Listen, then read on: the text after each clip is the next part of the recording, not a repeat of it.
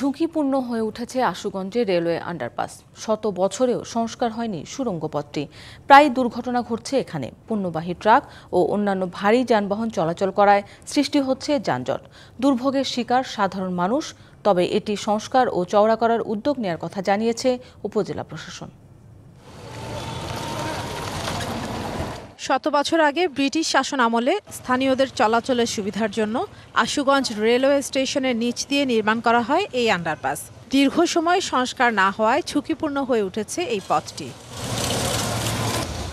চর চারতলা ইউনিয়নের 50,000 মানুষ ও আশুগঞ্জ ইউরিয়া সার কারখানা, পেট্রোবাংলা সহ কয়েকটি সরকারি প্রতিষ্ঠানের পণ্যবাহী ট্রাক চলাচলের একমাত্র পথ এই আন্ডারপাস।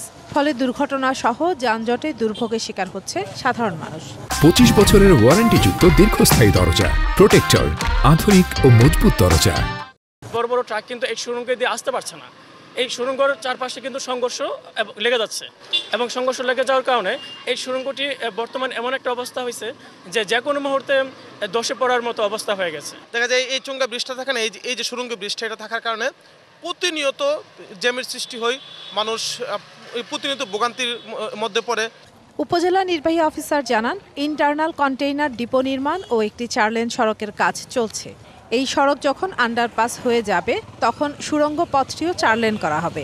4 লেনের এই রাস্তাটি যাতে আন্ডারপাসটাও যাতে 4 হয়ে থাকে, 4 লেনের থাকে, সেই জন্য আমাদের যে সংশ্লিষ্ট বিভাগগুলি, বিশেষ করে বাংলাদেশ রেলওয়ে এবং আমাদের BIWTA, এরা যৌথ উদ্যোগেই কিন্তু আমাদের এই আন্ডারপাসটির কার্যক্রম হাতে নিয়েছে এবং ইতিমধ্যে আন্ডারপাসটি নির্মাণের যে অর্থের যে বিষয়টি রয়েছে সেটার অধিকাংশই কিন্তু বাংলাদেশ রেলওয়েকে বাংলাদেশ BIWTA ইতিমধ্যে পরিশোধ করেছে। দ্রুত ঝুঁকিপূর্ণ আন্ডারপাসটি প্রশস্ত ও সংস্কারের দাবি এলাকাবাসীর।